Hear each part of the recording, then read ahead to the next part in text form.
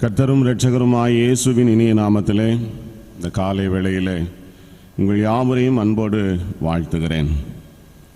நம்முடைய தேவனுடைய பெரிதான தயவினாலே கிருபையினாலே மீண்டும் ஒரு புதிய மாதத்திற்குள்ளாய் பிரவேசிக்கத்தக்கதான கிருபையை தேவன் நமக்கு தந்திருக்கிறார். புதிய மாதத்தின் முதல் நாள் அதிகாலை வேளையிலே ஆண்டவருடைய சன்னிதானத்திலே வந்து நாம் நம்மை அர்ப்பணிக்கத்தக்கதான கிருபைகளை நம் ஒவ்வொருவருக்கும் ஆண்டவர் தந்திருக்கிறார். இந்த காலை வேளையிலே அவருடைய வார்த்தைகளை சிந்திக்கும்படியான கிருபையை தேவன் நமக்கு தருவாராக. தலை தாழ்த்தி நாம் ஜெபம் செய்வோம். அன்பின் பிதாவே, உம்மை நன்றியோடு நாங்கள் துதிக்கிறோம். இந்த அதிகாலை வேளையிலே இந்த 4வது மாதத்தின் முதல் நாளிலே உம்முடைய அன்பின் சமூகத்திலே வந்து நிற்கிறோம். எங்களுக்கு தந்த உம்முடைய கிருபை பெரியது. தாவீது சொன்னது போல, ஆண்டவரே, நீர் எனக்கு காண்பித்த உம்முடைய கிருபை பெரியது. எத்தனை நன்மைகளை எங்களுடைய வாழ்விலே நீர் தருகிறீர். நன்றியோடு நாங்கள் உம்மை ஸ்தோத்தரிக்கிறோம்.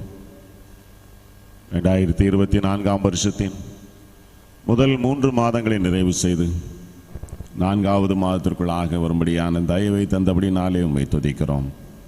இந்த புதிய மாதத்திலும் உம்முடைய பலத்தினால் எங்களை இடைகட்டும், எங்களை கரம் பிடித்து வழி நடத்தும். உம்முடைய அன்பின் கரத்திற்குள்ளாக எப்பொழுதும் நாங்கள் பத்திரமாய் நிற்கத்தக்க கிருபையை தார். வசனத்தினால் எங்களோடு கூட பேசும். இயேசுவின் நாமத்தில் வேண்டிக் கொள்கிறோம் நல்ல பிதாவே.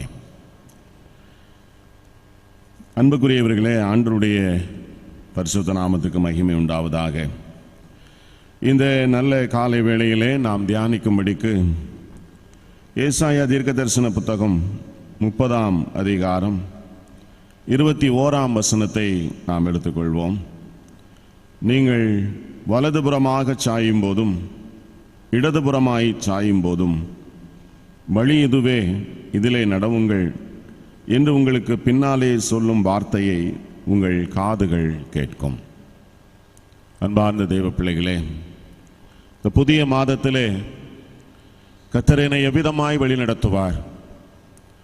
ஆண்டவர் என்னை போஷிக்கிற விதம் எவ்வாறு? அவர் எனக்கான ஆலோசனைகளை தந்து என்னை எவ்விதமாய் கரம் பிடித்து அழைத்து செல்வார் என்கிற ஒரு விதமான எதிர்பார்ப்போடு கூட நாம் இந்த காலை வேளையிலே வந்திருக்கிறோம்.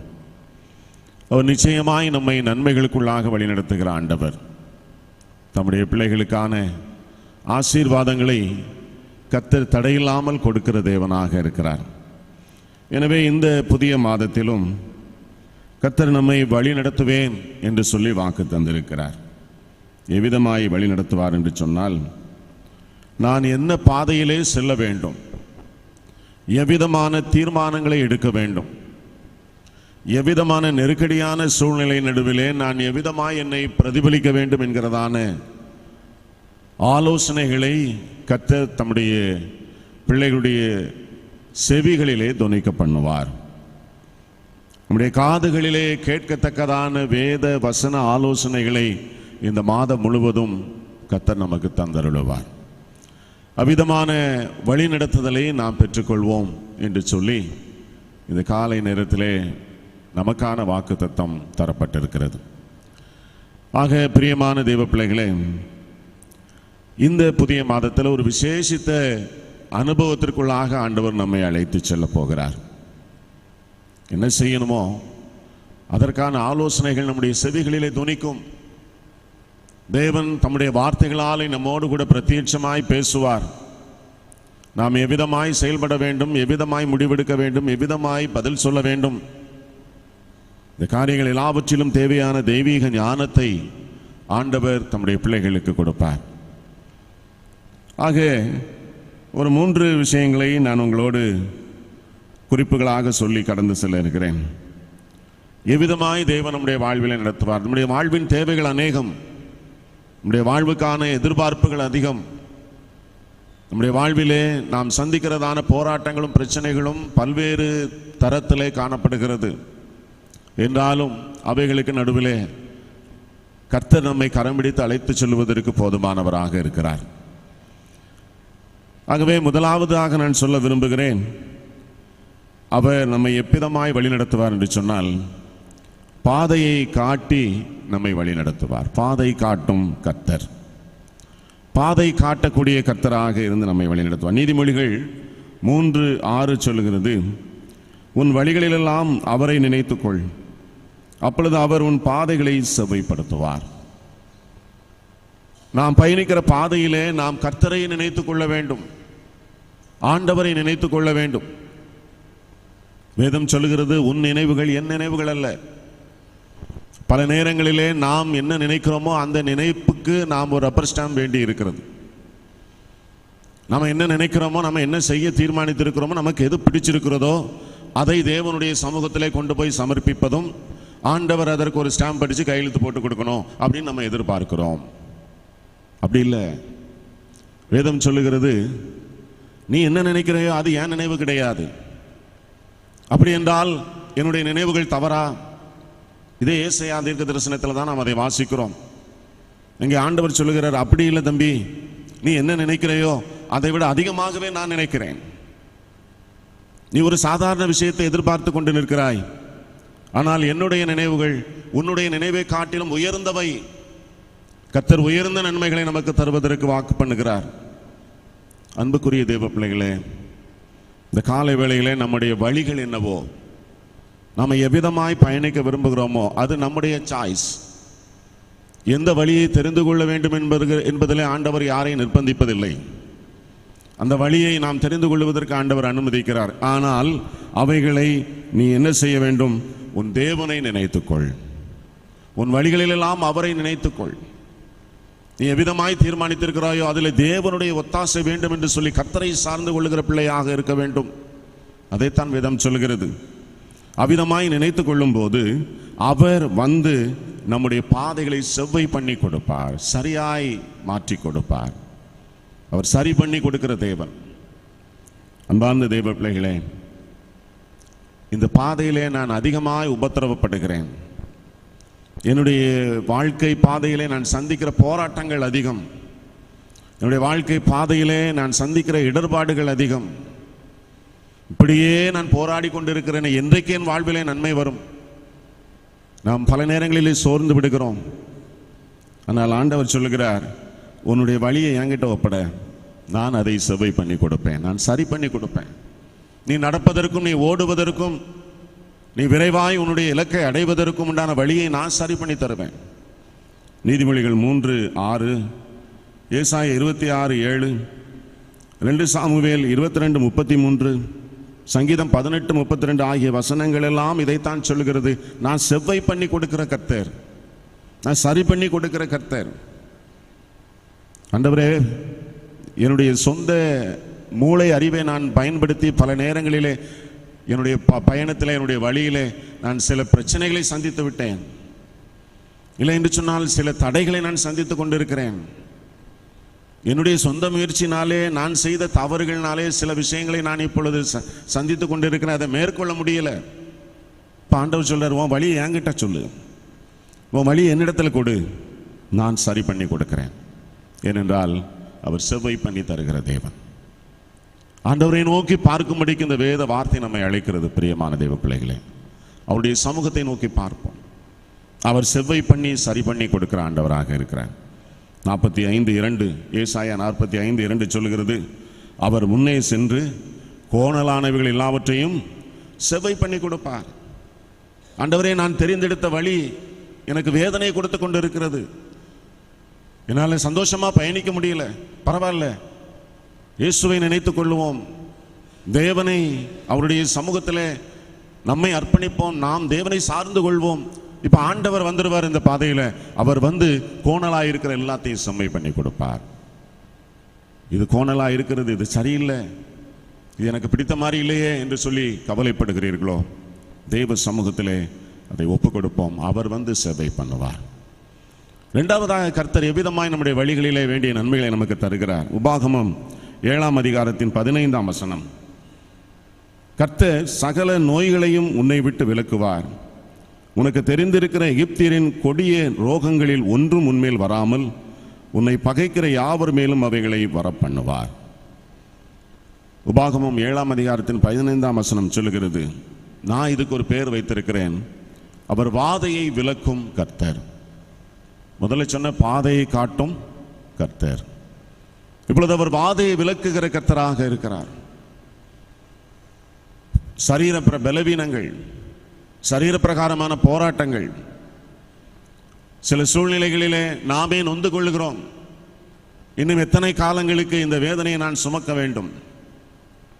இன்னும் எத்தனை நாட்களுக்கு இந்த மாத்திரைகளே நான் சார்ந்திருப்பது? உடல் அசௌகரியங்கள், பலவீனங்கள், சோர்வுகள், ஒரு கட்டத்திற்கு மேலே எரிச்சல் ஆகிறது. இது என்ன வாழ்க்கை? அன்பார்ந்த தேவ பிள்ளைகளே, நம்முடைய ஆண்டவர் நம்முடைய வாதைகளை நம்மை விட்டு நீக்கி போடுகிற கர்த்தர். நம்ம வழியை தேவ சமூகத்தில் ஒப்புக் கொடுப்போம், அவரை சார்ந்து கொள்வோம், அவரிடத்தில் சமர்ப்பிக்கிறவர்களாக நிற்போம். ஆண்டவரே, என்னுடைய வாழ்விலே நீர் இடைப்பட வேண்டும். என்னுடைய வாதைகள் பொல்லாத வாதைகளாக இருக்கிறது. சில வாதைகளாலே நான் மனம் நொந்து போகிறேன். என்ன செய்தாலும் அதிலிருந்து விடுதலை இல்லை. அந்த காரியங்களை கர்த்தர் நம்முடைய வாழ்விலிருந்து அகற்றுவதற்கு போதுமானவராக இருக்கிறார். உபாகமம் 7ஆம் அதிகாரத்தின் 11ஆம் வசனம் சொல்லுகிறது, கற்பனைகளையும் கட்டளைகளையும் நியாயங்களையும் நீ கைக்கொள்ள வேண்டும். சில நேரங்களில் ஏன் வாதைகள் வருகிறது அதை நாம் புரிந்து கொள்வதில்லை.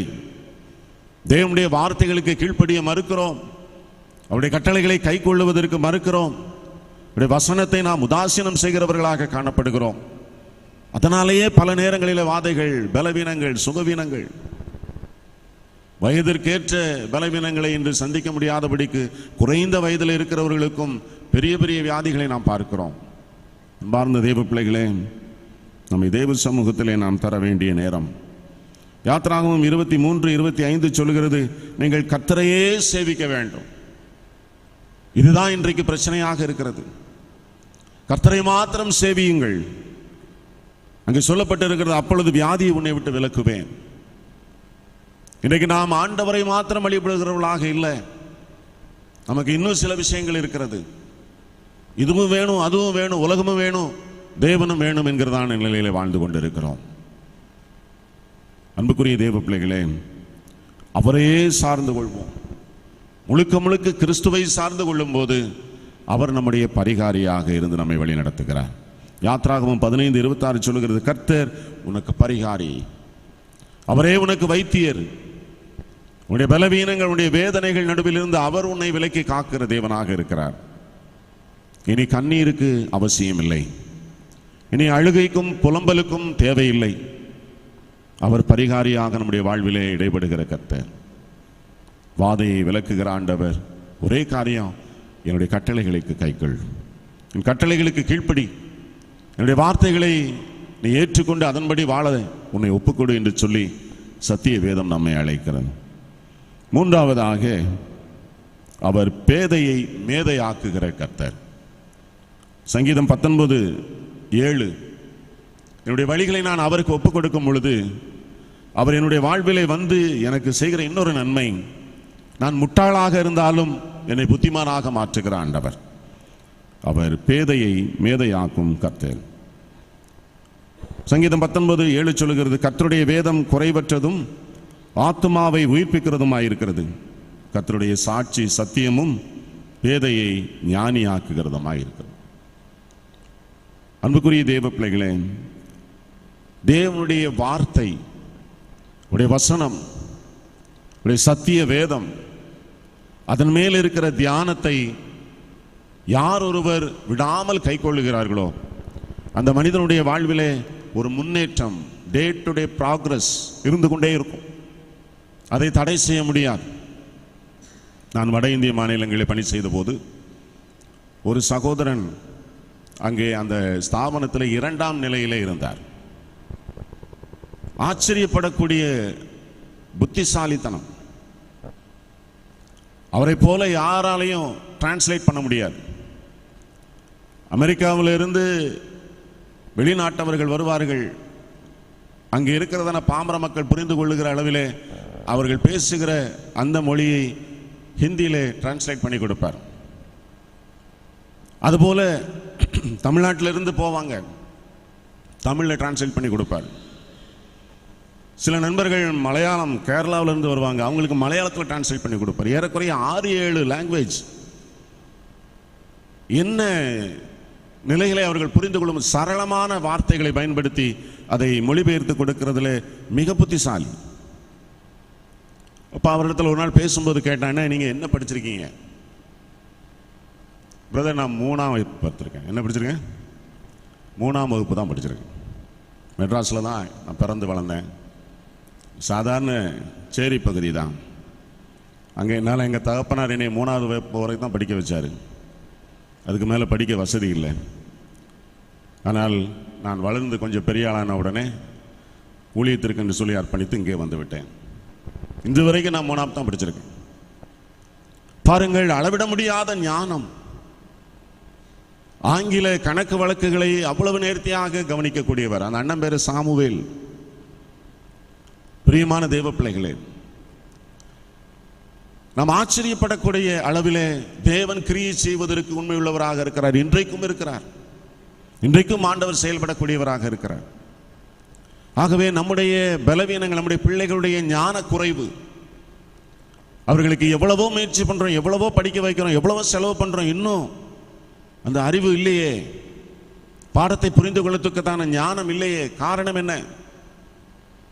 பைபிளை கையில் கொடுங்க, வேத வசனத்தை படிக்க சொல்லுங்க. அந்த வசனம் என்ன சொல்லுதுன்னு நீ புரிஞ்சுக்கிட்டு திருப்பி சொல்லுமான்னு சொல்லி ஒரு பிள்ளையை ட்ரெயின் அப் பண்ணுங்க.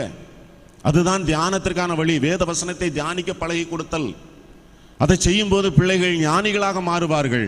நான் சொல்லல, சத்தியவேதம் சொல்லுகிறது. நீ அங்க விட்டு என்னத்தை தான் மனப்பாடம் பண்றதுக்கு சொல்லி கொடுத்தாலும் உங்க பிள்ளைகளுக்கு மட்டையில ஏறாது. அருமையான தேவ பிள்ளைகளே, தேவன் ஒருவர் தான் மூடனையும் மிகப்பெரிய ஞானியாக மாற்றுகிறவர். இந்த வேதம் முழுமையும் ஆண்டவர் சாதாரண படிப்பறிவில்லாத ஒன்றுக்கும் உதவாதவர்களைத்தான் ஜொலிக்கிறதான நட்சத்திரங்களைப் போல எடுத்து பயன்படுத்தி இருக்கிறார். தேவனால் கூடும். நம்முடைய கல்வி நிறுவனங்கள் செய்து கொள்ளாதது, நம்முடைய தனிப்பட்ட முறையிலான முயற்சினால நடக்காத விஷயங்கள் இயேசுவால் முடியும். இந்த வேத வசனத்தினால் முடியும். அதற்கு நம்மை ஒப்புக் கொடுக்கிறவர்களாக இருக்க கர்த்தர் கிருபை செய்வாராக. உலக பிரகாரமான விஷயங்களிலே எவ்விதமாய் செயல்படுவது, வியாபாரத்தில் எவ்விதமாய் முடிவெடுப்பது, எவ்விதமாய் பதில் சொல்லுவது, குடும்பத்தில் ஒரு பிரச்சனை, அதில் எப்படி நான் காரியங்களை கையாளுவது. 1 கொரிந்தியர் 1:27 சொல்லுகிறது, உலக ஞானத்தை தேவன் பைத்தியம் என்று சொல்லுகிறார். உலக பிரகாரமான ஞானத்தை, ஒரு சாதாரண பைத்தியத்தை வைத்து ஆண்டவர் வின் பண்ணிட்டு போயிருவார்.